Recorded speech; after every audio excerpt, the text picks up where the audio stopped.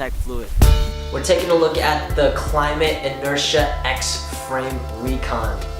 This thing is a ultra lightweight sleeping pad, and that's literally its size. So I got this pad for $35 US. I've used many sleeping pads and sleeping pad substitutes before, basically yoga mats, and yoga mats don't work that well when you're sleeping outside or inside for that mat.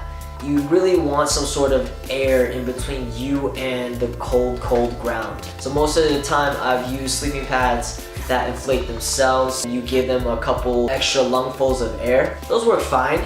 It's just that their size is kind of inconvenient. When you roll them up, they're gonna be bigger than your sleeping bag. That's where this piece of kit is mind-blowing. How is this thing so much smaller than anything that I've ever used?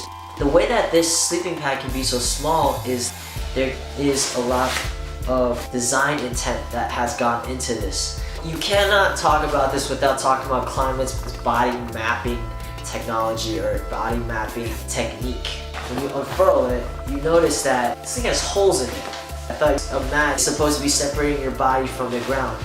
Well, if you think about it, if you lie down on a hardwood floor, your body isn't all touching the ground. Only certain parts are going to be touching the floor. Klymit realized that and probably hypothesized, do we actually need all of this sleeping pad to be solid when our body isn't actually utilizing it? This one thing led to a couple of benefits. One is there's less material on this, it's lighter, it folds smaller, and my favorite part about it is it only takes a couple lungfuls of air to fill this. It's just less volume to fill.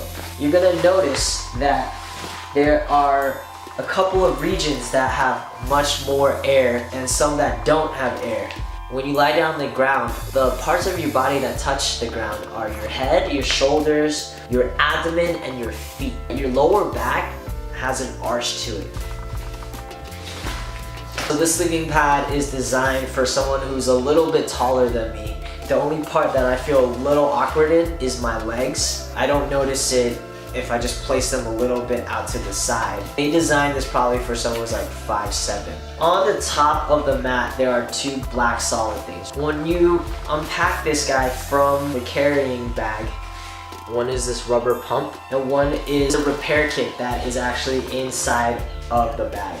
And what the rubber pump is for is to pressurize this mat even more after you can't do it with your lungs.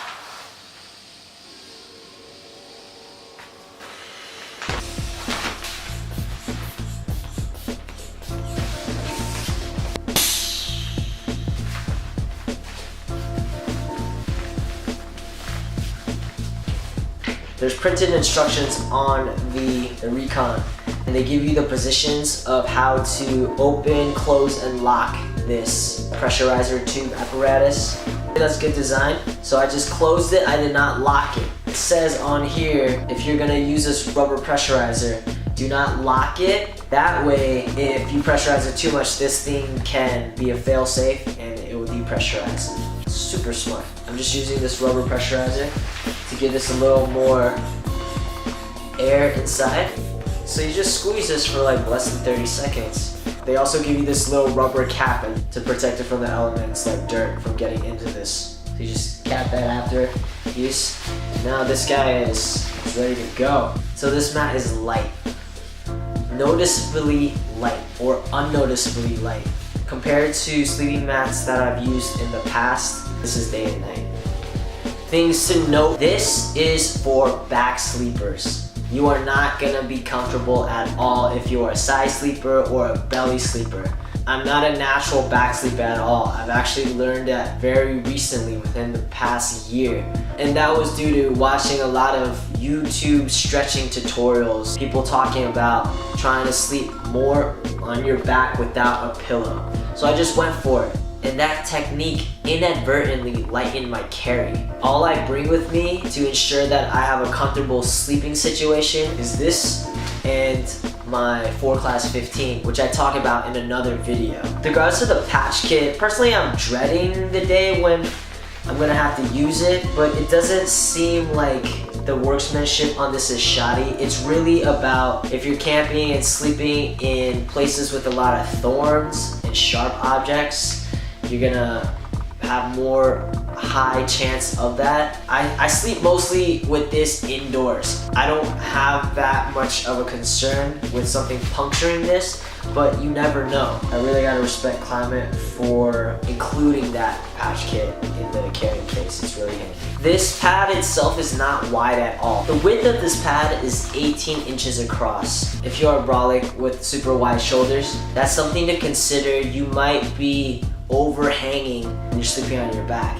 And forget about it if you're trying to sleep on your belly, because your arms are just gonna go on the ground. At least when you sleep on your back, you can put your arms like this above you. That's something to consider. Set up my bed every night. I got my 4 class. This guy just slips right in. You got your sleeping system right here.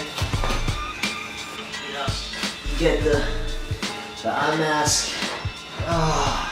One more thing about these holes. The way that this is designed to work is when you put this inside of your sleeping bag, the spaces in between these tubes allow the natural loft of your sleeping bag to take shape. So that's gonna be working with your mat to keep a layer of air between your body and the ground. When you take a mat that doesn't have these holes, you're basically being redundant.